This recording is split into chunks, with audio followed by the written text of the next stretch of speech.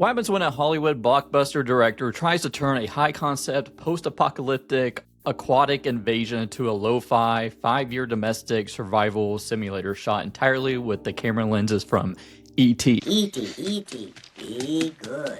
Louis Leterrier set out to construct a claustrophobic, practical effects pressure cooker about a family trapped inside their own sealed home, only for the film to constantly wage war between its grounded, character-driven survival instincts and glossy second-screen streaming tropes. Hit like and subscribe, and let's talk about The Last House. No, not The Last House on the Left, but sometimes I kind of wish it was. I want you to take the gun, and I want you to put it in your mouth. And I want you to blow your brains out. No! Blow your brains out! Blow your... When an unnatural global phenomenon permanently welds every door and window of their Pacific Northwest home shut, the Delgado family finds themselves completely trapped, with strange aquatic entities roaming the submerged streets outside. Their multi-year lockdown forces them to convert their living space into a crude, self-sustaining ecosystem. But as the physical boundaries of their house decay, the psychological toll of isolation threatens to tear them apart before the floodwaters even reach the attic. I saw the trailer of this and I was excited. I haven't watched a Netflix-made movie in a long time. The Last House presents itself as a tight, analog survival piece, promising a slow-burn chamber thriller that trades standard jump scares for atmospheric decay and physical media nostalgia. However, the film shifts between the intimate, grounded character study and chaotic creature feature, creating a jarring disconnect between what it wants to say and how it actually executes its tension. I'm gonna go back on the physical media part because that's what I really liked about it. They don't have cell phones, they don't have internet, so he breaks out the DVDs, he breaks out the records. He even finds the red envelope where he had a Netflix mail-in subscription. He does this for entertainment, to keep his family sane. And I have plenty of movies here, I got plenty of video games, I got board games too, so I think I'd do okay. That is with the not losing my sanity part because of nothing to do. But I like how they use physical media. It's kind of framed as like a psychological lifeline. And I like the premise of this.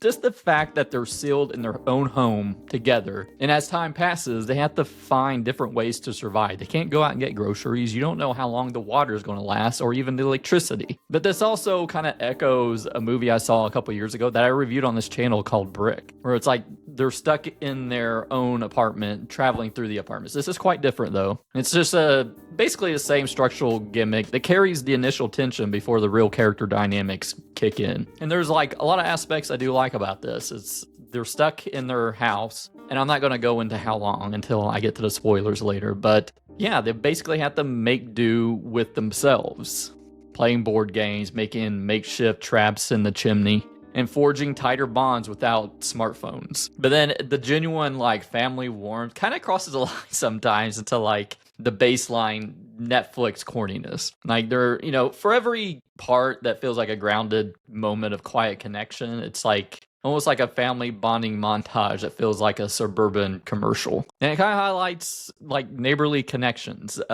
Jason, the father, he doesn't even know his neighbors, but then he starts to learn more about them after everything's locked down because they're holding up these signs, writing to each other through the window and communicating that way. It's a clever, sweet slice of domestic humanism, showing how the total isolation forces these suburbanites out of their individual bubbles, even if it's sort of slightly romanticized. I have to talk about the convenient skill sets that the father has. I mean, he's both a laid-off structural engineer and experienced in deep water fisherman. Wow. He's really going to go far in this movie. A very convenient skill set he's got there. And through half of the movie, I was enjoying it fine enough. It's not terrible. I would say it's pretty middle of the road for me. I like some of the survival pieces, but then I kind of goes a little too overboard. It's not really that subtle, but there is a significant time jump like in the middle of the movie, and I think it really starts to lose a lot of the narrative drive in the movie. It really just, I didn't really care for it after that. I think it really just abandons the atmospheric and psychological isolation. It becomes sort of a CGI monster mash action movie, which I didn't care for. The CGI looked terrible. I think there are some shots where it looks practical, but boy, those chase scenes, not good. And there is sort of like a twist at the end that just didn't make any sense. But I'm not going to go into that right now. I'll save that for my ending explained section. But I wanted to praise Louis Leterrier's decision to build a real functional house on a soundstage and shoot in chronological order in this. Get the dampness, the splintering wood, the rotting concrete. They're literally like tearing down the set week by week. And they shot on these vintage ET anamorphic lenses, giving the practical sets a gorgeous, soft-focused 1980s Spielberg warmness to it. But, you know, we had the Netflix dialogue where they're explaining everything that's happening to you because you're probably on your phone half watching it. A thing that's really irritating when watching Netflix these days. But I think Netflix is going closer to these mid-budget sort of high concept apocalyptic thrillers, especially after big budget misfires like Red Notice and The Electric State, which I haven't seen either of those. And Greta Lee and Wagner Moura, they signed on to the project well before their recent critical peaks with like Past Lives and Civil War. And I think they do elevate sort of like the mediocre script. And apparently gallons of water were pumped over the set daily, requiring custom closed loop filtration rig to recycle rainwater to prevent massive environmental waste during the shoot. I guess Leterrier, he admitted that the film is a direct psychological metaphor for COVID-19 pandemic lockdowns, exploring how families re-architect their home environments and mental habits when forced into endless proximity. Now, I want to talk about the ending. There's a twist to it.